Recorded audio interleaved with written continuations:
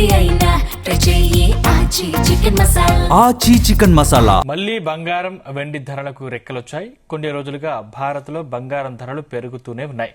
వెండి ధరల్లో మాత్రం హెచ్చు తగ్గులు కనిపిస్తున్నాయి. ఇవాళ హైదరాబాద్ బులియన్ మార్కెట్లో 24 క్యారెట్ 10 గ్రాముల బంగారం ధర 161,900గా ఉంది. నిన్న ఇదే టైంకు ఉన్న ధరతో పోలిస్తే స్వల్పంగా పెరిగింది. ఇక 22 క్యారెట్ 10 గ్రాముల బంగారం ధర 148,410 వద్ద కొనసాగుతుంది. నగరంలో వెండి ధర కూడా నిన్నటితో పోలిస్తే 5,000 మేర పెరిగింది.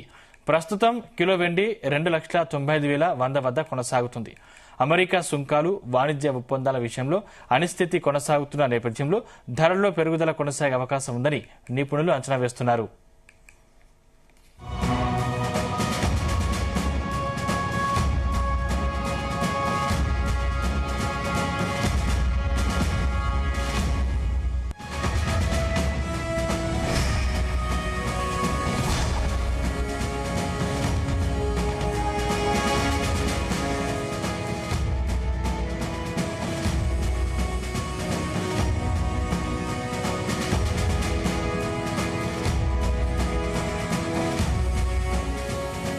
మళ్లీ బంగారం వెండి ధరలకు రెక్కలొచ్చాయి. కొన్ని రోజులుగా భారత్లో బంగారం ధరలు పెరుగుతూనే ఉన్నాయి.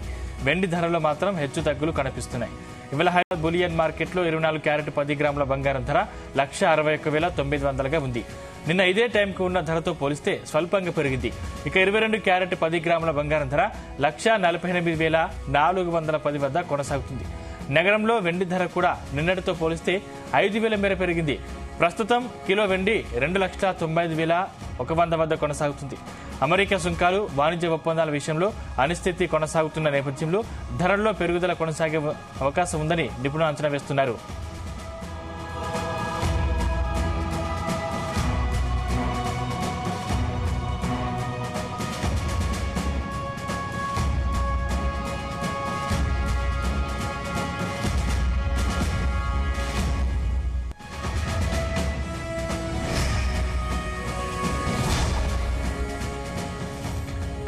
మళ్లీ బంగారం వెండి ధరలకు రెక్కలొచ్చాయి. భారత్లో కొన్ని రోజులుగా బంగారం వెండి ధరలు పెరుగుతూనే ఉన్నాయి. రైట్, ఇక మరిన్ని వివరాలు మార్కెట్ ఎక్స్పర్ట్ జీవి సత్యనారాయణ గారిని అడిగి తెలుసుకుందాం. రైట్ సత్యనారాయణ గారు, good morning. Good morning sir, బంగారం ధరలు చూస్తే సామాన్యులు కొనగలడా అనే పరిస్థితికి బంగారం ధరలు చేరుకుంటున్నాయి. రాబోయే 6 నెలల్లో గోల్డ్ ధరలు ఆల్ టైమ్ హైక్ వెళ్తాయి, లేకపోతే కరెక్షన్ కి వచ్చే అవకాశం ఉందంటారా? పాజిటివ్ లోనే ఉన్నాయి గోల్డ్, సిల్వర్. ఎందుకు అంటే ఈ మళ్ళీ ఏదైతే అమెరికాలో ట్రంప్ కు వ్యతిరేకంగా సుప్రీంకోర్టు వచ్చిందో జడ్జిమెంట్, అప్పటి నుంచి మళ్ళీ ట్రంప్ నేను ఇప్పుడు చట్టబద్ధతతోటే మళ్ళీ సుంకాలు టారిఫ్లు వేస్తానని అనటం, 10% అనటం, 15% అనటం. మళ్ళీ ఇవాళ ఇంటర్నేషనల్ మార్కెట్ లో కొంచెం గోల్డ్ సిల్వర్ మైనస్ లో ఉంది. మన దగ్గర మాత్రం ఫ్లాట్ గానే ఉంది. ఇది మన ఎంసెక్స్ ఎక్స్చేంజ్ లో. మన మామూలుగా ఇంటర్నేషనల్ మార్కెట్ లో మాత్రం 0.45 గోల్డ్ మైనస్ లో ఉంది, సిల్వర్ 2% మైనస్ లో ఉంది. అక్కడ మైనస్ లో ఉంది, ఇక్కడ ఫ్లాట్ గా ఉంది ఇది మన ఎక్స్చేంజ్ లో. తర్వాత మళ్ళీ ఇప్పుడు ఈ అమెరికా ఇరాన్ చర్చలు ఉన్నాయి జెనీవాలో. అది చర్చలు జరుగుతున్నాయి. ఆ సమావేశం రిజల్ట్ ఏమవుతుందో తెలియదు. దానికోసం అని చెప్పేసి కూడా ఈ గోల్డ్ సిల్వర్ న్యూట్రల్ గా ఉందని అనుకోవచ్చు, స్టడీగా ఉందని అనుకోవచ్చు. మళ్ళీ ఈ సుంకాలు ఏదైతే ఈ 15% జరిగిందో అనిశ్చిత పరిస్థితి ఏర్పడుతుంది అనేది ఒకటి. మళ్ళీ ఈ రోజు యుఎస్ లో డేటా వస్తుంది, ఫైనాన్షియల్ డేటా వస్తుంది, నిరుద్యోగుల డేటా వస్తుంది. దాంతో కూడా ఈ గోల్డ్ సిల్వర్ ఇప్పుడు స్టడీగా ఉంది అనమాట. మళ్ళీ ఇంకొకటి ఏంటిదంటే ఈ మధ్య కాలంలో మళ్ళీ ఈ అనిశ్చిత పరిస్థితులు ఎప్పుడైతే ఏర్పడుతున్నాయో ఈ సెంట్రల్ బ్యాంకులు మళ్ళీ కొనుగోలు చేయడం జరిగింది. ఏది ప్రపంచంలో ఏదైతే అంటే దేశాలు, అదొకటి. రెండోది ఇప్పుడు ఏదైతే మనము అబ్జర్వ్ చేయటం తప్ప ఏ రోజు ఏ టైంలో ఏ న్యూస్ వస్తుందో తెలియదు. అందుకోసం ఇప్పుడు రోజు ఏదో ఒక అంటే న్యూస్ అన్నమాట. ఉదాహరణకి ఇప్పుడు మళ్ళీ ట్రంప్ కి ఇంకొక బ్యాడ్ న్యూస్ కూడా రావడం జరిగింది నిన్న. అంటే ట్రంప్ ఏదైతే అక్రమ వలసదారులు ఇతర దేశాలను తరలించడానికి అక్కడ ఇతను చేసే పనిని అక్కడ ఏదైతే యుఎస్ ఫెడరల్ కోర్టు తప్పుపట్టడం జరిగింది. ఈ ట్రంప్ కార్యవర్గం అంటే సస్పెండ్ చేశారు వాళ్ళు. అంటే ఆ మసాచ్యూసెట్స్ లోని యుఎస్ డిస్ట్రిక్ట్ జడ్జి అనమాట తీర్పు ఇచ్చింది. ఏమనంటే ఇతను ట్రంప్ ఎప్పుడైతే అధికారం చేపట్టినప్పటి నుంచి అక్రమ వలసదారులపై ఈ ట్రంప్ అంటే వలసదారులు యుఎస్ నుంచి ఈ గ్వాటమాలా, దక్షిణ సుడాన్, కోస్టారికా ఆ దేశాలకు తరలించడం జరిగింది. ఈ తరలింపు జరిగిన సందర్భంలో ఈ వలసదారులంతా కోర్టులో దావా వేయటం జరిగింది. వాళ్ళకే ఫేవర్ గా రావడం జరిగింది. వాళ్ళ మీద భద్రతా చర్యలు తీసుకోకుండా, అక్రమ వలసదారులకు ముందస్తు నోటీసులు టైం ఇవ్వకుండా వాళ్ళని వేరే దేశాలకు పంపించడం చట్టవిరుద్ధమని తీర్పు ఇవ్వడం జరిగింది. ఇది ట్రంప్ కి రివర్స్ అనమాట. అంటే ఆయన కూడా మళ్ళీ ట్రంప్ కు వ్యతిరేకమే అనమాట. ఇది కూడా మళ్ళీ ఈ తీర్పుపై మళ్ళీ ఇప్పుడు సుప్రీంకోర్టులో మళ్ళీ అప్పీల్ చేసుకోవడానికి ట్రంప్ మళ్ళీ ఒక 15 రోజుల పాటు టైం ఇవ్వడం జరిగింది. అంటే ఏమైతుంది, ఈ సంవత్సర కాలం నుంచి ఎవరైతే ట్రంప్ సుంకాలు, టారిఫ్లు అనుకోండి, ఈ వలసదారులు అనుకోండి, ఏ చేసినా అక్కడ సుప్రీంకోర్టు తప్పు పట్టడం జరుగుతుంది. అయినా కానీ ట్రంప్ చట్టబద్ధం మళ్ళీ నేను చేస్తాను అని ఆయన ధోరణిలో ఆయన పోవడం జరుగుతుంది. కాబట్టి షేర్ మార్కెట్ అనిశ్చిత పరిస్థితుల్లో ఏర్పడుతుంది అనేది గోల్డ్ సిల్వర్ కి పాజిటివ్ అనేది ఒకటి. కానీ gold silver already all time హైకి వెళ్ళటం జరిగింది, డౌన్ అవడం జరిగింది. ఇప్పటి నుండి పెద్దగా అంతగా పెరిగే అవకాశాలు కనబడట్లేదు, సూచనలు కనబడట్లేదు. కాకపోతే ఓవరాల్ గా డైలీ 1.5%, 2% లోకి హైకి డిఫరెన్స్లు అనుకోండి, వేరియేషన్ అనుకోండి, అప్ అండ్ డౌన్లు అనుకోండి, అది ఉంటుంది. ఎవరైతే ఈ గోల్డ్ సిల్వర్ చేయదలుచుకుంటారో ఇన్వెస్ట్మెంట్ కి అయితే వాళ్ళకి తప్పదు అనుకుంటే కొనుక్కోవడం బెటర్, లేదు లాంగ్ టర్మ్ కి అయితే కొనుక్కోవడం ఓకే. ఇక మనం చూడవలసింది ఏంటంటే ఇంట్రాడే చేస్తా అంటే చేసుకోవచ్చు, ఎందుకంటే మార్జిన్ కూడా తగ్గించడం జరిగింది, వాల్యూమ్ తగ్గిపోయింది. ఇవాళ రేపు కూడా స్టడీగానే ఉండే అవకాశాలే కనపడుతున్నాయి. ఎందుకోసం అంటే ఎక్స్పైరీ డేట్ ఉంది అనమాట. అది ఏది ఫ్యూచర్స్ లో ఎక్స్పైరీ డేట్ ఉంటుంది, ఆ ఎక్స్పైరీ డేట్ అయిపోవచ్చింది. అందుకని ఆ ఎక్స్పైరీ డేట్ టైంలో పెద్దగా ఏముండదు, మూమెంట్స్ ఉండవు అనమాట. మళ్ళీ నెక్స్ట్ మంత్ ఎక్స్పైరీ స్టార్ట్ అయ్యే టైంకి మళ్ళీ ఫ్రెషర్స్ జాయిన్ అవ్వటం జరుగుతుంది. అందుకని అప్పుడు పాజిటివ్ లోకి వెళ్ళే అవకాశాలే కనపడుతున్నాయి. అదొకటి. నెంబర్ 2, ఇంకొకటి ఏంటిదంటే ఇంకో న్యూస్ ఉంది షేర్ మార్కెట్ కి, గుడ్ న్యూస్. మనం యాపిల్ షేర్లు కానీ, మైక్రోసాఫ్ట్ కానీ, యుఎస్ కంపెనీ షేర్లు ఏవైతే ఉన్నాయో అవి మనము కొనుక్కునే అవకాశాలు ఉన్నాయన్నమాట. అది మెయిన్ ఇప్పుడు మన వాళ్ళకు ఒక గుడ్ న్యూస్ అనమాట. ఎప్పుడైతే మనము వేరే అంటే ఇప్పటి వరకు మన ఎన్ఎస్సిలో, బిఎస్సిలో మన షేర్ల వరకే కొనుక్కునే అవకాశాలు ఉన్నాయి. ఇప్పటి వరకు యుఎస్ లో కొనుక్కునే షేర్లు ఏవైతే అంటే యాపిల్ అనుకోండి, ఎన్విడియా అనుకోండి, ఫ్లిప్కార్ట్, అమెజాన్ ఏవైతే ఆ షేర్లు ఉన్నాయో అవి మనం కొనుక్కునే అవకాశాలు లేకుండే.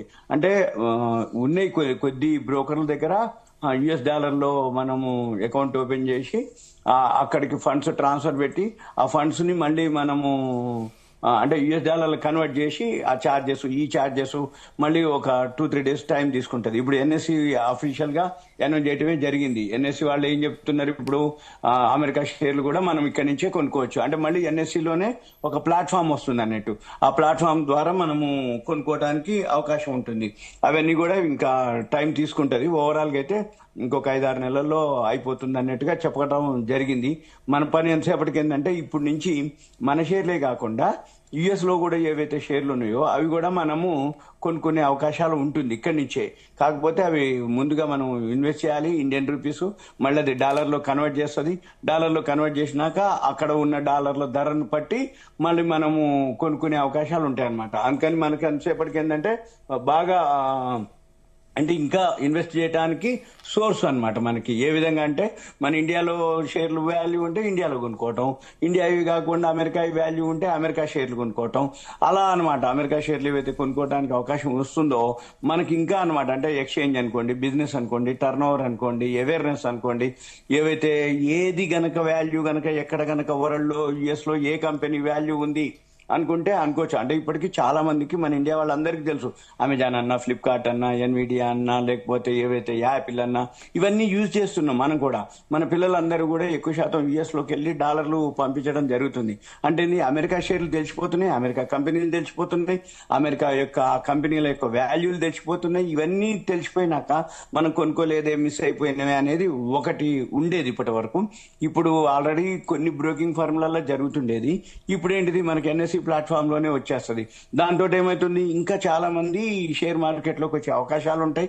ఇంకా అక్కడ మన పిల్లలు అంటే యుఎస్ లో ఉంటారు కాబట్టి వాళ్ళకి ఐడియా ఉంటుంది కాబట్టి వాళ్ళు కూడా ఇక్కడ గైడ్ చేసే అవకాశాలు ఉంటాయి. ఏమని, ఈ షేర్ కొనుక్కోండి, అమెజాన్ కొనుక్కోండి, ఎన్విడియా కొనుక్కోండి, ఫ్లిప్కార్ట్ కొనుక్కోండి, యాపిల్ కొనుక్కోండి, ఇలా వాల్మార్ట్ కొనుక్కోండి, ఇవన్నీ వాళ్ళు గైడ్ చేసే అవకాశాలు కూడా ఉంటాయి. అవి రాబోయే రోజుల్లో ఇంకా క్లారిటీ వస్తుంది. మామూలుగా అయితే ఇవాళ అనౌన్స్ చేయడం జరిగింది.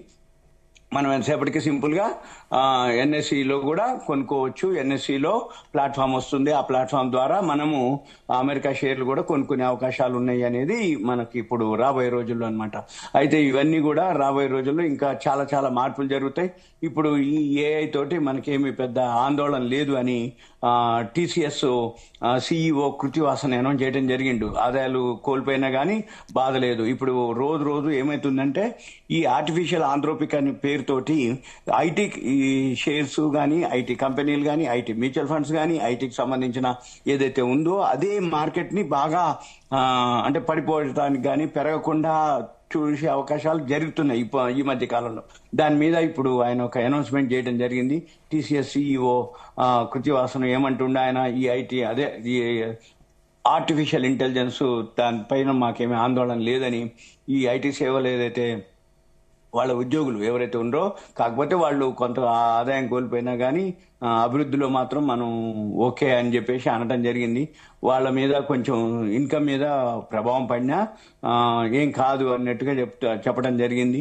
అయితే వాళ్ళు ఇప్పటి వరకు కూడా టీసీఎస్ లో 6 లక్షల మంది ఉద్యోగులు ఆర్టిఫిషియల్ ఇంటెలిజెన్స్ లో నిష్ణాతులుగా ఉండాలని కోరుకుంటుంది. అంటే ఇవన్నీ కొత్త దానికి ప్లాన్ చేస్తున్నాం అని చెప్పేసి వాళ్ళు చెప్పడం జరిగింది. అందుకని రాబోయే రోజుల్లో మళ్ళీ ఈ ఐటీ కంపెనీ ఏవైతే ఉన్నాయో వాల్యూ ఉన్నాయి మాత్రం కొనుక్కోవచ్చు. ఆ వాల్యూ ఉన్నాయి మాత్రం ఓకే. ఎందుకంటే ఏవో రిజల్ట్స్ బాగలేని కంపెనీలు అటువంటి వాటిల్లో మనం చేయకుండా వాల్యూ ఉన్న స్టాక్స్ చాలా ఉంటాయి. అదే సాఫ్ట్వేర్లు, అదే ఐటీలు, అదే దాంట్లో కూడా మనం కొన్ని ఉంటాయి అన్నమాట. అవి కొన్ని ఇప్పుడు మనం పేర్లు చెప్పము. కాకపోతే ఎవరికైతే ఇంట్రెస్ట్ ఉందనుకుంటే వాళ్ళు చేస్తే అందులో వాల్యూ ఉన్న స్టాక్స్ కొన్ని ఉంటాయి. అవి మనం ఎలా గుర్తుపట్టాలనేది మనం వాళ్ళకి ఎక్స్ప్లెయిన్ చేయొచ్చు. కాకపోతే ఏంటంటే సింపుల్ గా పడ్డప్పుడల్లా బాటంకి వచ్చినప్పుడు మళ్ళీ ఎక్కడో ఒక దగ్గర మళ్ళీ రివర్స్ అవుతుంది. ఏదైనా సరే, ఎప్పుడైనా సరే, ఎక్కడైనా సరే బాగా పెరిగిందో పడే అవకాశాలు ఉంటాయి. బాగా పడింది అనుకోండి మళ్ళీ బాటంకి వచ్చిన తర్వాత సపోర్ట్ తీసుకొని మళ్ళీ పెరిగే అవకాశాలే ఉంటాయి. కాబట్టి ఎట్టి విధంగా అయినా ఏం కాదు, ఐటీకి ఏం వచ్చే క్వశ్చన్ లేదు. కాకపోతే ఈ ఆంథ్రోపిక్ అనే ఎఫెక్ట్ తోటి, ఏఐ తోటి వరల్డ్ కొంచెం ఐటీ కంపెనీల మీద ఎఫెక్ట్ ఉంది. కానీ వీళ్ళు కూడా అడ్వాన్స్ అవడం జరుగుతుంది, అడ్వాన్స్ అవుతారు. తర్వాత ఏదైనా ఉంటే ఏ విధంగా మార్పులు అనేది మనం ఇక రాబోయే రోజుల్లో చూడాల్సిందే. సరే, ఈ ఆంథ్రోపిక్ ఎఫెక్ట్ తో ఐటీ సెక్టర్ భారీ నష్టాన్ని చవి చూసాము. అయితే నిన్న ఇవల్ల లాభాలను చూస్తున్నాం. అంటే ఎయిట్ రిబాన్స్ అయింది అనుకోవచ్చా? లేదు, బాటంకి వచ్చింది కాబట్టి కొంచెం సపోర్ట్ వస్తుంది. ఒకటి షార్ట్ కవరింగ్ అంటాం. జనరల్ గా ఏంటంటే ఎప్పుడైతే ఈ ఫ్యూచర్స్ మంత్ ఎక్స్పైరీ ఉందో ఐటీ కంపెనీలు ఫ్రమ్ ద బిగినింగ్ ఈ ఎక్స్పైరీ మొత్తం పడుతూ వచ్చింది అనుకోండి, అప్పుడు ఏం జరుగుతుంది అంటే ఈ ఫ్యూచర్స్ అండ్ ఆప్షన్స్ లో షార్ట్ సెల్లింగ్ చేస్తారు. ఈ షార్ట్ సెల్లింగ్ చేసింది మళ్ళీ వాళ్ళు షార్ట్ కవరింగ్ చేస్తారు. అంటే వాళ్ళు ఎవరైతే పొజిషన్స్ ఉండే ఓపెన్ ఇంట్రెస్ట్ లో వాళ్ళు అమ్మి ఉంటారు కాబట్టి కొనాలన్నమాట. ఆ కొనేదే కొంచెం బాటంకి వచ్చింది కాబట్టి, ఎక్స్పైరీకి వచ్చింది కాబట్టి షార్ట్ కవరింగ్ జరిగింది. ఓవరాల్ గా అయితే బాటమ్ లోనే ఉన్నట్టు. ఆ ఐటీ కంపెనీల్లో బాటమ్ లో ఉన్నాయి వాల్యూ కనుక ఉన్నాయి కొని అవి గనక కొనుక్కుంటే మళ్ళీ ఎక్కడో ఒక దగ్గర ఇవన్నీ సాల్వ్ అవుతుంది. ఈ సాల్వ్ అయినప్పుడు ఆటోమేటిక్ గా మళ్ళీ ఆ షేర్లు ముందెళ్తాయి అనమాట. మనం అవి గమనించాలి. కాకపోతే ఈ ఆంథ్రోపిక్ ఎఫెక్ట్ అనేది ఉంది. కాకపోతే అది ఎంతవరకు ప్రభావము, ఎక్కడి వరకు బాటము, ఎక్కడో ఒక దగ్గర మళ్ళీ అది బౌన్స్ బ్యాక్ అవ్వాల్సిందే. ఏది ఐటీ కంపెనీలు అనుకోండి, ఈ ఆంథ్రోపిక్ ఎఫెక్ట్ ఏదైతే ఉందో పడ్డంత వరకు పడుతుంది. ఇక పడదు అని అనుకున్నాక మళ్ళీ పెరగటం మొదలు పెడుతుంది. మళ్ళీ ఈ ఆంథ్రోపిక్ తోటి వీళ్ళు టైఅప్ అవుతారా, లేకపోతే ఆంథ్రోపిక్ తోటి ఏదైతే ఉందో ఈ కంపెనీలు కూడా అలానే అంటే వాళ్ళతోటి టైఅప్ అయినారు అనుకోండి, ఆటోమేటిక్ గా మళ్ళీ ఆంథ్రోపిక్ టైఅప్ అయినాయి అనగానే ఈ కంపెనీలన్నీ మళ్ళీ అప్పర్ సర్క్యూట్కి వెళ్ళిపోవటమో లేకపోతే గ్యాప్ అప్ తోటి వెళ్ళిపోవటమో జరుగుతుంది. అవన్నీ జరుగుతూ ఉంటాయి. కాకపోతే మరి మన దేశంలో ఉన్నటువంటి మన కంపెనీలు అవి ఎంతవరకు వాళ్ళతో చేస్తాయి, టైఅప్ ఎంతవరకు అవుతాయి, మరి వాళ్ళ వరకు ఆ ఛార్జెస్ అనుకోండి అవన్నీ వీళ్ళని అవేర్నెస్ అంటే వీళ్ళకి ట్రైనింగ్ ఇవ్వటాలా, మరి ఏఐ టూల్ మీద వీళ్ళు ఇప్పటికే ఇవ్వటం జరుగుతుంది. వాళ్ళ ఎంప్లాయీస్ అనుకోండి వాళ్ళందరికీ కూడా ఇవ్వటం జరుగుతుంది. అవన్నీ జరిగినప్పుడు ఆటోమేటిక్ గా మళ్ళీ ఐటీ కంపెనీ బాగుంటాయి, ఐటీ కంపెనీలు. Right, thank you sir.